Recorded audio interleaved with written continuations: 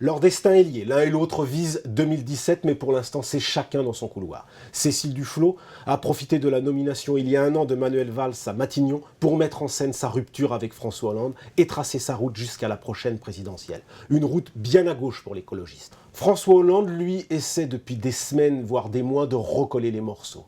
Il essaie de convaincre son ancienne ministre du Logement de renoncer à 2017, de lui faire entendre raison, c'est-à-dire rallier sa candidature dès le premier tour pour éviter un nouveau 21 avril.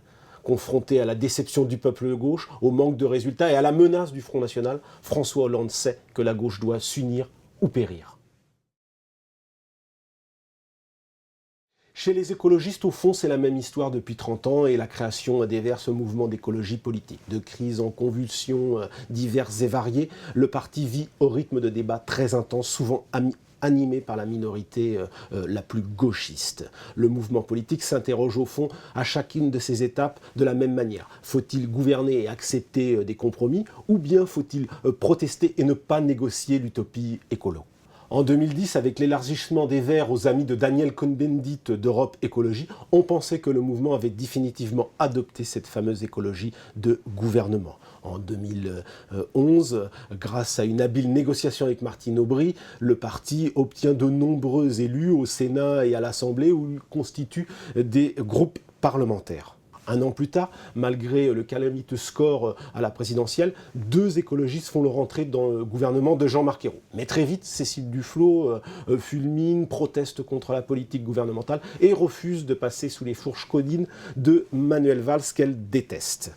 Retour donc à la case protestation, et il faut bien le dire, jamais la scission n'a paru aussi proche entre les partisans de cette écologie de gouvernement et ceux qui prônent un rapprochement avec les amis de Jean-Luc Mélenchon, qui rêve, lui, d'une gauche Syriza.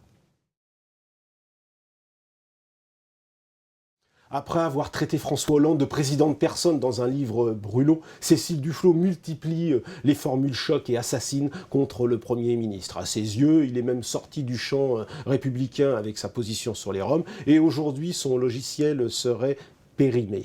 Le problème, c'est que la petite musique n'est pas nouvelle et que le disque commence même à être rayé. La stratégie de Cécile Duflot, qui a entraîné son parti dans des alliances avec le Front de gauche, ne paye pas sur le plan électoral. La stratégie de Cécile Duflot est donc simple. En cartonnant la politique du gouvernement, elle entend creuser son sillon à gauche, structurer à la gauche du Parti socialiste une force d'alternative qui absorberait frondeurs et amis de Jean-Luc Mélenchon. En gros, Duflot, c'est devenu le cauchemar de Hollande, qui sait qu'à un moment, il devra procéder à un remaniement d'élargissement, incluant des écologistes. Reste à savoir si Manuel Valls acceptera cette inflexion à gauche. Les écologistes n'ont beau peser que 2%, François Hollande ne peut pas s'en passer.